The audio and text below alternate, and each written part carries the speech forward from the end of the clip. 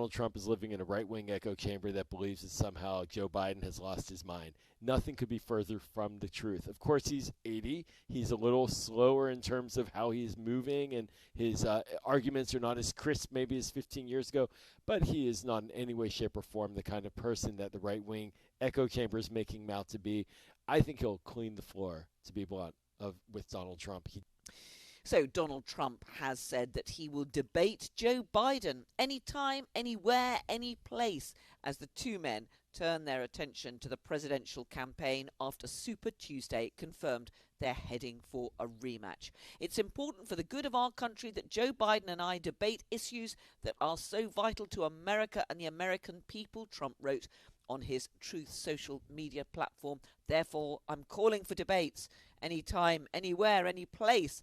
Well, his challenge comes after his last remaining rival for the Republican nomination, Nikki Haley, announced she was pulling out of the race, but she stopped short of endorsing Trump to be the next president of the United States. Well, I'm delighted to be joined here in Washington, D.C. by Joel Rubin, who's a former Deputy Assistant Secretary of State under the Obama administration. Good evening to you, Joel. Great to be with you, Carol. Thank you. So we've had Super Tuesday. Joe Biden, first of all, didn't really face any challenges in any of those states. But he didn't quite maybe get the share of the vote that he might have liked, particularly in some states. Well, look, Joe Biden was running essentially unopposed. Dean Phillips ran a minor campaign that he bailed out of today. I think you're right to the point of there were some hiccups in Michigan in particular where the uncommitted vote showed a substantial number, and it was used more as a warning shot against President Biden by a segment of the Michigan voters, the Arab American community, predominantly concerned about the war in Gaza. Not as a we don't like you, Joe Biden, as our president, but we don't like what you're doing right now, Joe Biden, and you better shift if you want our votes. So that's about the only resistance. He's really had a clear path. But that uncommitted campaign whereby voters who didn't have a choice effectively either didn't vote or registered their votes to show that they were protesting about what Joe Biden is doing. They don't think he's doing enough to stand up to the Israelis over the war in Gaza. They don't think he's doing enough to get aid into the Palestinians and so on. If those people don't turn out and vote come November, and a lot of younger voters share those concerns, that could be a problem for Joe Biden, couldn't it, if we're heading towards a close race? If 100% of those voters did not come out for Joe Biden in November, it still is less than the margin by which he won in 2020. He won by 150,000 votes. But that's not at all where the Biden campaign wants to go. That's not where I want to see us as a Democratic Party go. And I think, though, that when President Biden gets in front of the voters there in November, we're going to have a totally different situation on the ground, certainly in Israel, Palestine, and Gaza. But beyond that, we're going to then have a candidate in Donald Trump who spent much of his time in office calling for a ban on Muslims coming to America and has, if anything, had a foreign policy on Israel that would go much further in the wrong direction, according to what these voters want. And I want to talk about Donald Trump in a moment, but just on that question of Joe Biden and the Middle East, wasn't it a bit of a mistake for him to talk up the prospects of a ceasefire? Clearly, the Americans were involved in a very delicate stage of the negotiations. But the Israelis hadn't even sent a significant figure along, and Joe Biden was already saying, we're going to have a ceasefire by Monday, which, of course, didn't happen. You know, Carl, I've been engaging a lot with the diplomatic community on this one, and I think, as you know, international affairs ultimately, the powers that be in London or in Washington, we don't control what happens around the world, and it's between Israel and Hamas. And I think that the president was trying to be optimistic, but also he did lay in a few caveats there. But it is extremely disappointing that there is not yet a ceasefire, to have a hostage exchange for Palestinian prisoners, and to surge more aid into Gaza, which is necessary. Capitol Hill is upset. Democrats in the party are upset. Generation Z, and this is a bigger issue, I think, than even the Arab American vote in Michigan that we were talking about, which is the youth vote. The youth vote matters, and the Biden campaign has already hired a youth vote director, which they had not done 4 years ago.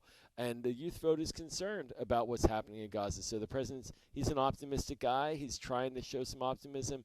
but we don't control the end state. And so it is, in a way, a bit of a hopeless dynamic when it comes to domestic politics because even though young people are expecting the United States to control what happens in Jerusalem and Gaza, that is not the case. Donald Trump has challenged Joe Biden, saying that he's ready Here to we have go. a presidential debate anytime, Douglas Lincoln all anywhere, over any again. place. Well, in the past, Trump seemed to be pretty reluctant to do that, Sure. but now, so are we going to? What's Joe Biden going to say in response? Are we going to have presidential debates?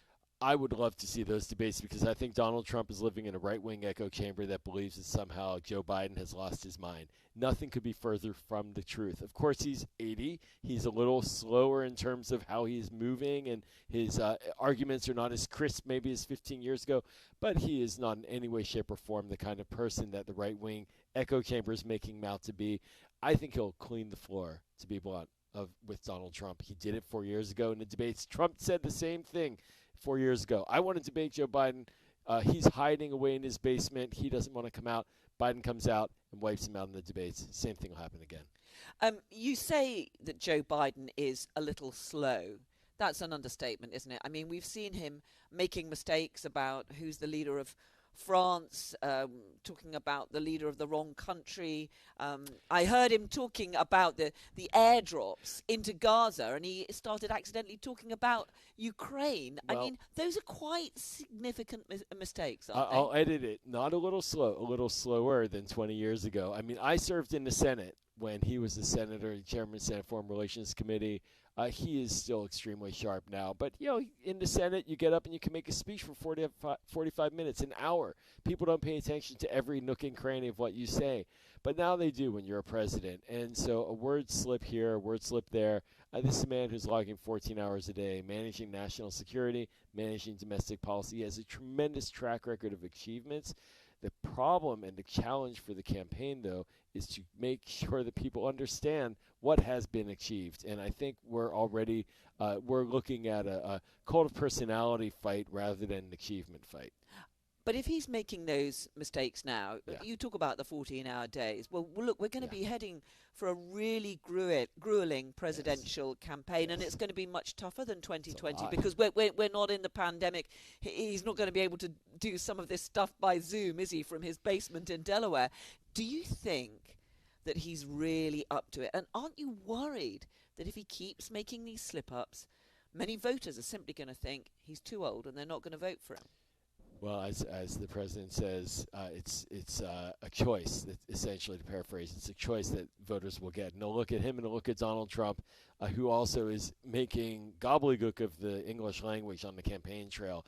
We're gonna see some really interesting arguments in the trail. But look, Joe Biden has been a candidate or a politician, an elected official since 1972. He knows how to run campaigns and multitask between having official jobs and being a candidate at the same time. This is what he's made for. So I'm not worried about that. What I am worried about is the penetration of the message of the accomplishments getting into the voters' minds. I think that's where he is going to constantly be trying to look to show that there are 4 more years ahead of accomplishments rather than just having the personality. And I have to add, if all the arguments against him are is that he's older, Donald Trump is 78, and that's not much different. At the moment, Donald Trump, though, is ahead of the polls. There is a reasonable possibility he could win a second term in the White House. Bite your tongue. What do you think that would mean? What do you think that would mean in particular for U.S. relations with places like the UK, with NATO allies, and many people in Britain and in other key NATO nations were very concerned indeed about Trump's comments suggesting that the US wouldn't come to the aid of a NATO country if it hadn't spent enough of its own money on defense. Well, you know what's fascinating about this election? The first time in living memory, we will have 2 commanders-in-chief squaring off for the presidency. We've never had that before. We have a track record of Donald Trump. Nothing is theoretical. There's no what I plan to do.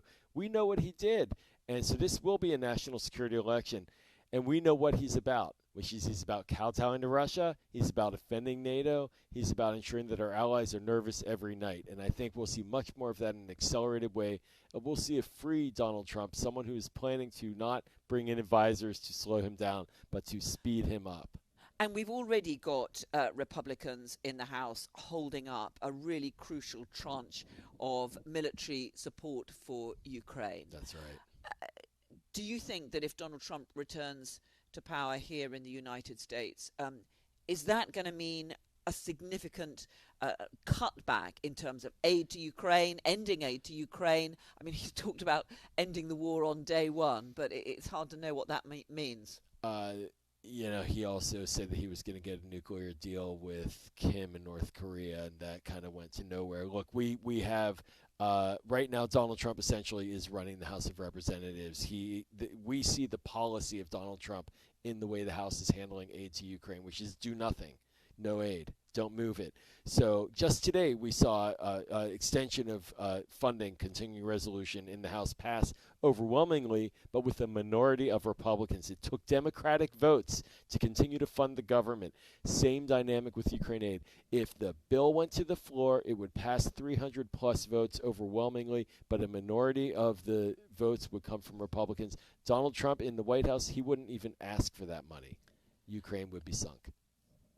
At the moment, Joe Biden is behind in the polls. Many people already seem to be focusing on Donald Trump as the next likely president. Do you still really think that Joe Biden can turn things around, can win the election later this year? I think we have to look at how people have been voting over the last couple cycles, the last midterms, and in these special elections to really understand where the electorate is. It's bigger than one man. It's bigger than one candidate. In the midterms, Democrats outperformed the expectations significantly. We have had special elections in red states on issues related to abortion, for example, where Democrats have significantly outperformed Republicans. This is going to be the kind of election where the American people look in the mirror and decide what future do we want. The man at the top is part of that, but he's the vehicle. And I think we're going to see significant interest amongst Democratic voters, despite the softness of the polls that you're appropriately pointing out. The voters are going to look and say, do we want a world where women have the right to choose what to do with their own bodies? Do we want a world where we're engaged with the rest of humanity, where we have an economy that's growing? Or do we want to go where we were during Donald Trump's reign? And I think voters will vote for the former rather than the latter. Joel Rubin, former Deputy Assistant Secretary of State. Really good to speak to you. Thanks so Always. much for Thanks coming for in to being talk here, to us. Carol.